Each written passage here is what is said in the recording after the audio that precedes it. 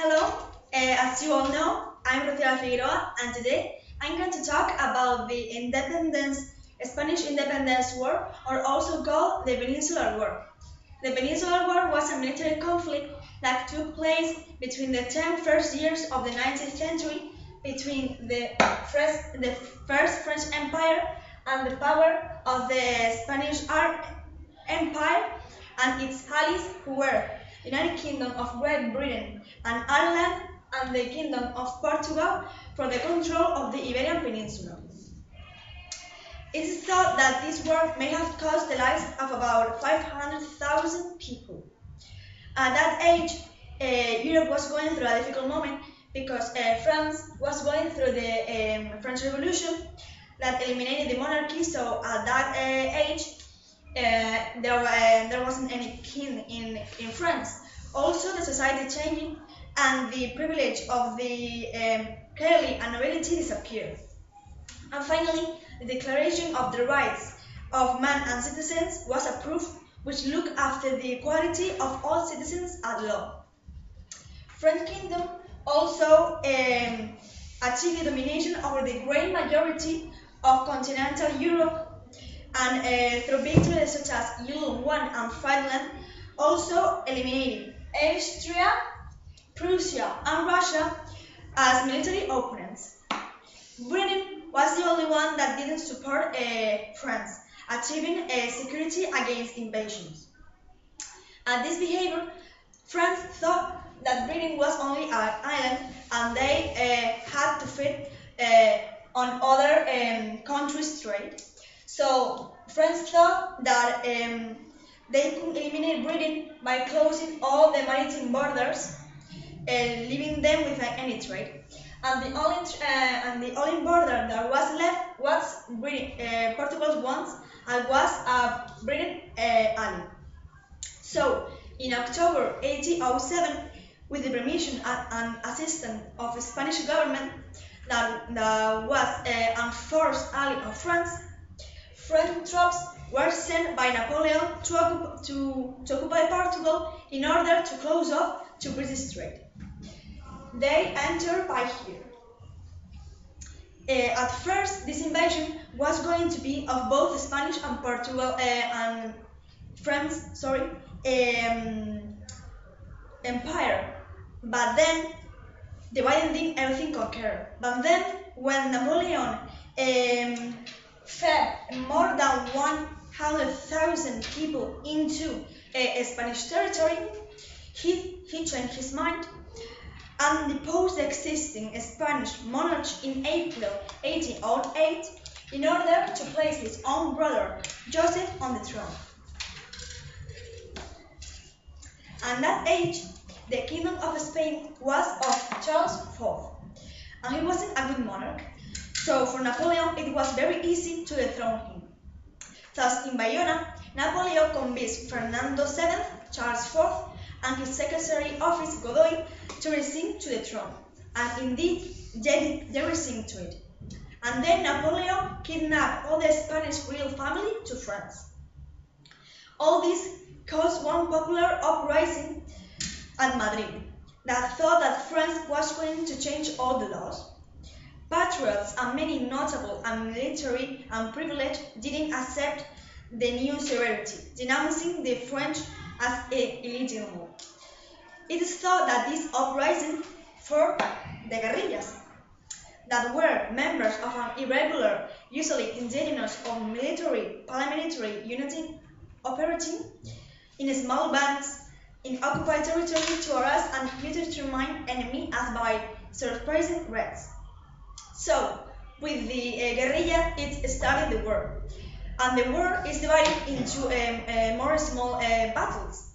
And the most famous ones are the Battle of Bailén in 1807, the Battle of Alcañiz in 1809, Battle of Talavera in 1809 also, Battle of Albuera in 1811, the Battle of Salamanca in 1812, and finally the Battle of Vitoria in 1813.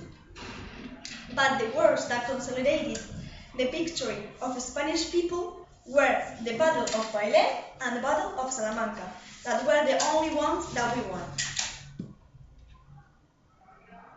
The Battle of Bailén lasted from 16 to 19 of July in 1808 in Jaén. The most important help came in the way of fresh water supply for the soldiers, welcome relief in the searching heat. But the French forces were badly affected, as their cannons overheated and malfunctioned. After several episodes of grim and bloody combat in suffocating climate conditions, the General Pierre Dupont was defeated before Bethel's forces were able to come to the rescue. Over 17,000 French soldiers laid down their weapons. The Battle of Bailén was the first great defeat the Napoleonic aimed to sustain, teaching him a Spanish lesson.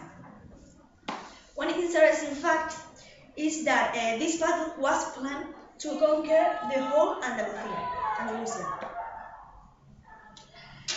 The second battle, more important in this war, was the Battle of Salamanca, that took place in the 22nd of July of 1811 in the east of Ciudad Rodrigo. The battle had only been going for about 14 minutes, and it was effectively already won by the British, Portuguese and Spanish. However, the new French commander, General Bertrand Close, quickly established the situation, fending off two British attacks and then going on to the offensive himself. In a Super B combined infantry and cavalry attack, he inflicted serious losses on the British 4th Division, and as he advanced into the center of Wellington, men looked as he could be on the verge of a seemingly improbable victory. More than 7,000 French troops were killed or wounded, a further 7,000 also captured, while British and their allies, who were the Portuguese and Spanish, suffered just under 5,000 casualties. Salamanca, as I have said, was the decisive battle Wellington had needed to prize over France's grip on the peninsula. The Peninsular War was immeasurably raised Britain's prestige and contributed heavily to Napoleon's downfall. The guerrilla warfare carried out by irregular Spanish forces added a new term to the military vocabulary and served as a model for the future injuries. In fact, in Latin America, the war served as the detonator for the independence revolution of the Spanish colonies. Also, the Peninsular War was the first time that popular sovereignty got organized against the lack of power in a country. The Peninsular War has also a lot of consequences, such as the demographic losses due to the 10% of the population died, economic losses and destruction due to many land abandonment and destruction, and also the destruction of a huge amount of historical and artistical heritage. A new political way started to grow, having a political revolution. Battle between liberals and absolutists became more usual, and the old regime broke down. Finally, the most famous thing that appeared was the 1812 Constitution in Cali.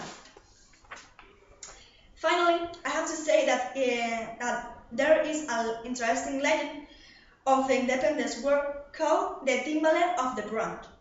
And the legend says that when people were ready to go to fight, there was a boy who was always went with the drums, and he asked what could he do.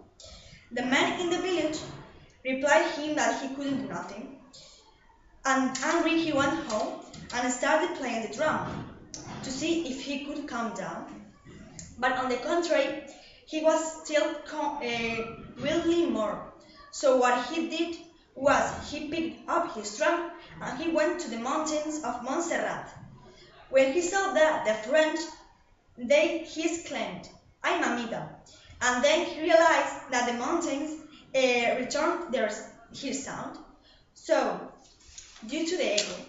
So what he did was he played more and more strong the drum to make believe the French that they were faced with a huge amount of soldiers. And in fact, the French thought that they were faced with about thousand and thousand of soldiers, and they went to their homes. All the people of Montserrat realized the feat of the boy of the drum, and over the years they made him a statue to remind this little hero. In conclusion, I think that this work was a very important thing in Spanish history, because if the population didn't had all the battles, we would be probably now part of France. And in my opinion, being united in a war against a powerful country was a huge thing of a country collaboration. Thanks to this project, I have learned a lot about this war and also about the history and Spain. Thanks. On le passe.